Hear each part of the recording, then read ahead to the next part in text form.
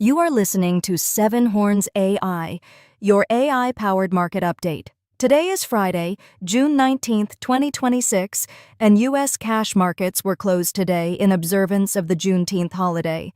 Since the exchanges were closed, we are wrapping up Thursday's regular session while keeping a very close eye on some dramatic post-close moves in the futures markets.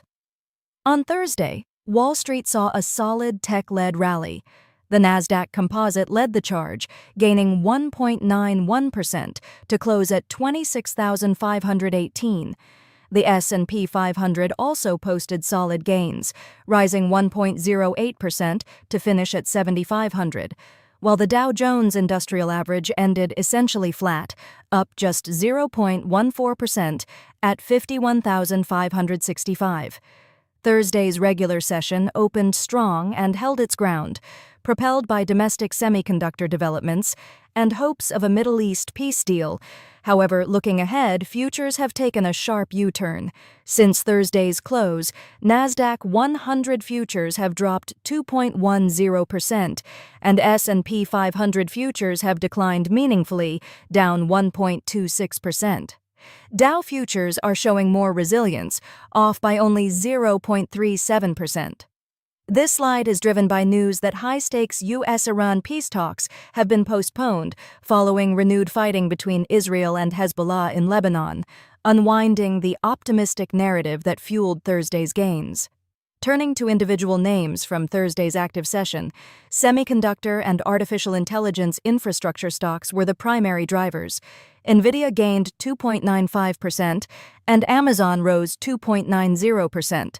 Beyond the mega-caps, Bloom Energy rallied 15.41% on clean energy and data center demand, while SanDisk jumped 11.54%, driven by a structural shortage in flash memory. On the downside, traditional IT services struggled as investors rotated into AI infrastructure. Cognizant tumbled 10.49% following its removal from the Nasdaq 100, and IBM fell sharply, losing 5.05%. With Wall Street finishing Thursday's session on a strong note, Asian markets are set to open into positive sentiment. However, the subsequent post-close slide in U.S. futures over the holiday weekend may introduce some caution as Tokyo and Hong Kong traders head to their desks. As we head into the weekend, the primary wildcard remains the fluid geopolitical situation in the Middle East. Additionally, investors will be keeping a close eye on interest rates, with the market-implied probability for a September rate hike now sitting at around 70%.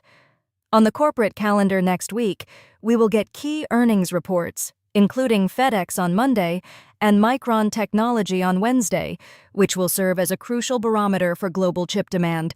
That's your market wrap for today. This has been a Seven Horns AI production. For more insights, visit us at sevenhorns.ai. We'll be back on Monday.